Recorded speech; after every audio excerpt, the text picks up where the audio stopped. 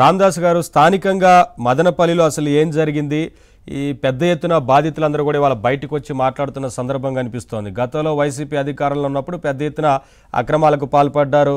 అక్కడ ఎవరు మాట్లాడటానికి కూడా కనీసం నోరు విప్పి కూడా మాట్లాడలేని సందర్భం ఆ రోజున ఉండేది. కానీ ఇవాళ బాధితులందరూ కూడా పెద్ద ఎత్తున ముందుకొచ్చి ఫిర్యాదులు చేస్తున్నారు కదా. అవును సార్. సార్ ఈ సందర్భంగా ప్యానెల్లో ఉండే మిత్రులందరికీ కూడా నమస్కారం. ఏబిఎన్ యాజమాన్యానికి కూడా నమస్కారం.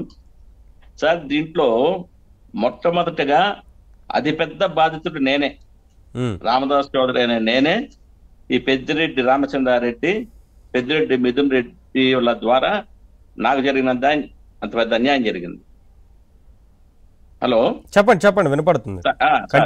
ఇప్పుడు వీళ్ళ ఎప్పుడైతే గత ప్రభుత్వం అధికారంలో ఉన్నప్పుడు వీళ్ళ పని ఏంటంటే ఇతరుల ఆస్తులు దోచుకోవటము, ఇతరుల గ్రానైట్ క్వారీలు దోచుకోవటము, ఇంకా మీకు వాట్ నాట్ అనేది విచ్చలవిడిగా రెచ్చిపోయి అందులోని ఇప్పుడు మదనపల్లి వాసులుగా ఈ దేశంలోని అతిపెద్ద రెవెన్యూ డివిజన్ మదనపల్లి వాసులుగా గర్వపడాలో, లేకపోతే ఈ దుర్మార్గులు చేసిన ఈ అరాచకం వల్ల మదనపల్లి వాసులుగా సిగ్గుపడాలో తెలియని పరిస్థితుల్లో మేమంతా ఉన్నాం సార్. నాది పొంగునూరు మండలము, ఇదే పాలంపల్లి, సర్వే నెంబర్ 6.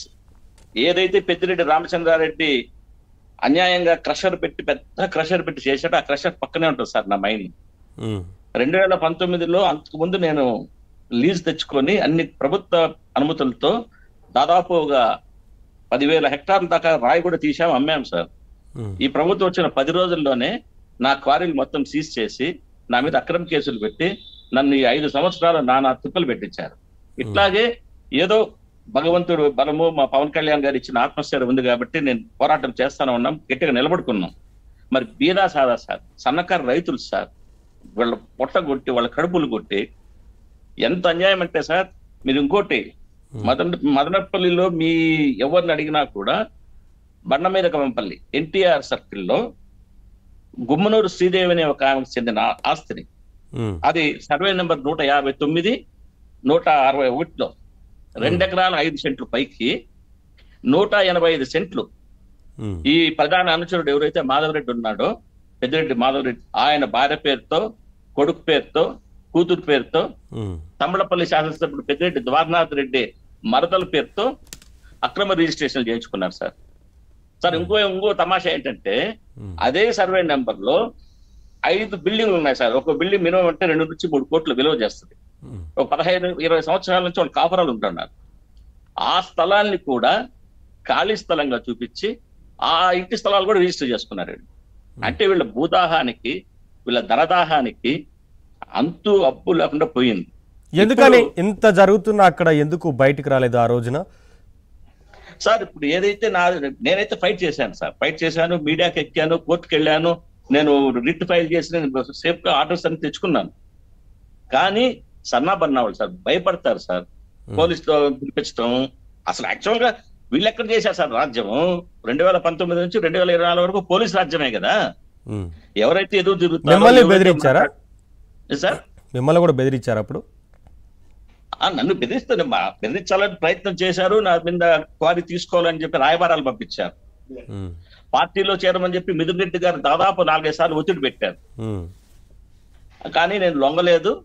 నేను హైకోర్టులో 9935/2019 రిట్ వేసి నేను ఆర్డర్ తెచ్చుకున్నాను. కానీ ఈ ఖనిజ అధికారులు ఏడీ ఉన్నారు కదా సార్, సాయిరామ్ సింగ్ ఉండేవాడు, ఆయన మా ఇంటికి వచ్చి, సార్ మీరేమో ఆర్డర్ తెచ్చుకున్నారు, కోర్టు ఆర్డర్ తెచ్చుకున్నారు, బానే ఉంది, మీరు చేయమంటే మీరు చేసుకోవచ్చు, కానీ మళ్ళీ కేసులు పెట్టమంటారు.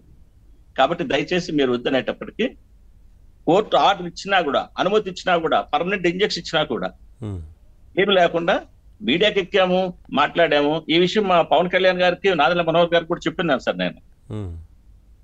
వాళ్ళ దృష్టిలో కూడా ఉంది. కానీ ఏం చేద్దాం, ఫైట్ అయితే చేశాము, బట్ ఇంకా స్టార్ట్ చేస్తాం సార్.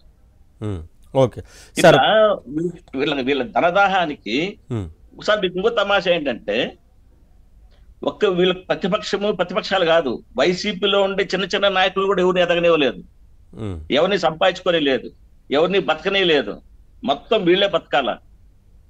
అట్లా ఏకఛత్రాధిపత్యం చేసి ఈ రోజు వాళ్ళ పాపం పండింది. కాబట్టి ఈ రోజు మన ముఖ్యమంత్రి చంద్రబాబు నాయుడు గారు, ఉప ముఖ్యమంత్రి పవన్ కళ్యాణ్ గారు సరైన విచారణ చేసి వీళ్ళని ఇలా భరతం పడతారని మేము ఎక్స్పెక్ట్ చేస్తాను, ఆశిస్తాను. ఒక్క నిమిషం సార్. ప్రసాద్